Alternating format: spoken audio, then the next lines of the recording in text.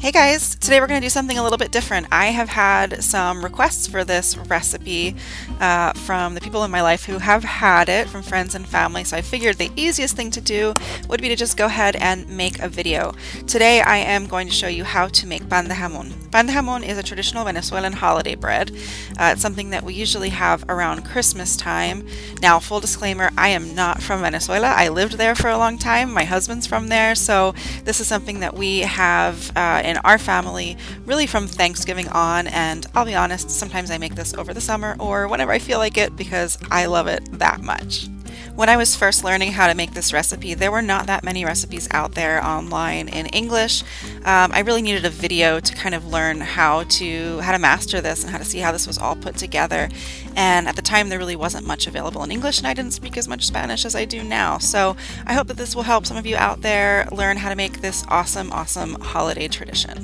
To get started, to make the dough, you're going to need 9 tablespoons of butter, a quarter cup of sugar, 1 teaspoon of salt, 1 cup of boiling water, a separate quarter cup of lukewarm water, 1 beaten egg, 1 package, that's about 2 1/4 teaspoons of yeast, 4 cups of sifted flour, and then for the fillings you'll need olives, raisins, thinly sliced ham, I like Black Forest or honey ham, bacon, and then something called papelón, which is also called piloncillo if you can find that in the grocery store. They come in these little cone-shaped things. It's basically brown cane sugar.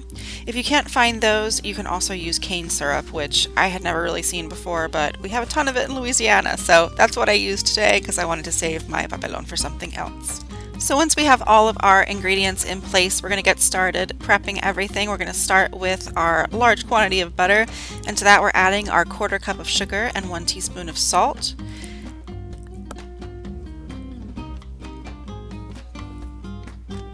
On top of that, we're adding 1 cup of boiling water to get that all started melting down.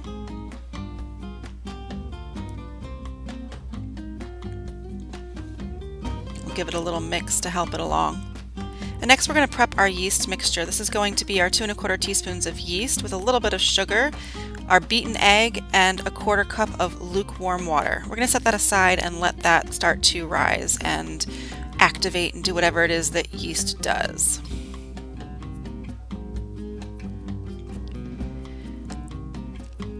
Now once your mixture with boiling water is cooled off, you're going to combine that with the yeast mixture. Give it a little mix to combine everything.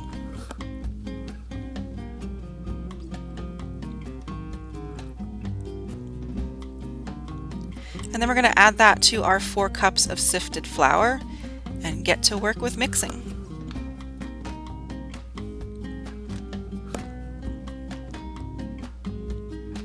Now, depending on where you are in the world, altitude and humidity and all of that stuff, this dough could start off a little bit dry like you see with this one, or it could start off super sticky, but don't worry about it. Just keep kneading.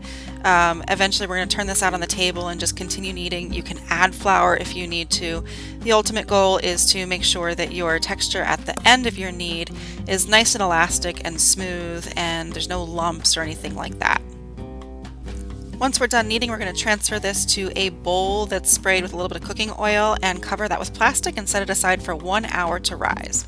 Once it's risen, we're going to punch it down, give it a little bit of a knead, and set it aside again for about a half an hour just to let it rise up a little bit more.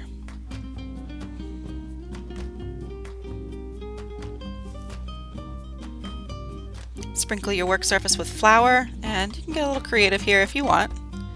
Dump out that dough. You can see it's pretty sticky at this point, but that is fine. We're going to add a little bit of flour on top and start kneading until you have a nice elastic dough.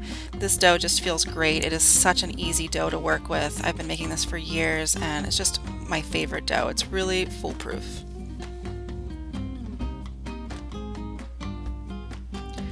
Now we're going to start stretching this out with a rolling pin. Be very careful with this. If you make it too big, it will not fit on your sheet pan. Ask me how I know. You'll see me check the size in just a minute, but you just want to make sure that this is nice and thin. I don't have a specific measurement for you, but just know you want to make it as thin as you can with still having a dough that's going to hold up and not break when you turn it over and move it. Now I used bread flour with this one, which I don't usually use, so you're going to see that the dough comes out, or that the bread comes out a little bit more bready. I would prefer to use an all-purpose flour, unbleached all-purpose flour for this. It just makes it a little bit more like the traditional ones that I've had in the past.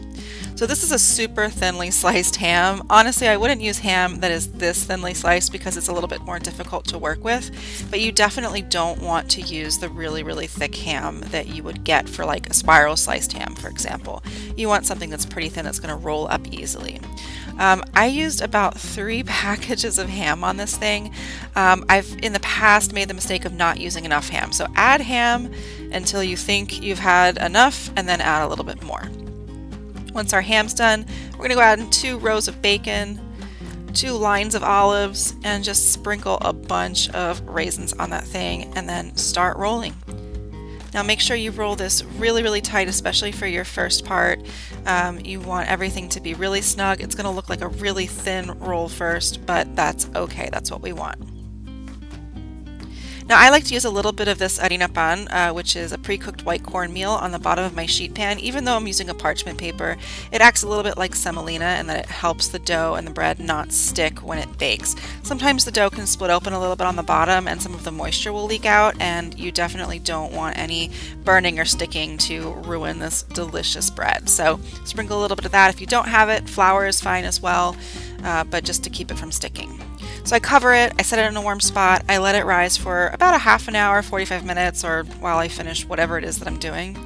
And then I like to poke some holes in the top, right around the spaces where I think I'm going to be slicing this thing. This helps some of the steam escape and prevents it from, exploding in the oven. Showing off my one-handed egg cracking skills there. We're going to whisk this, and to this egg mixture we are going to add a little bit of the papelón or piloncillo, or cane syrup. In this case, I'm using cane syrup because I'm going to save my papelón for something else. This just gives it a little bit of sweetness, and we are going to brush this on the top before throwing it into a 350-degree oven for about 45 minutes.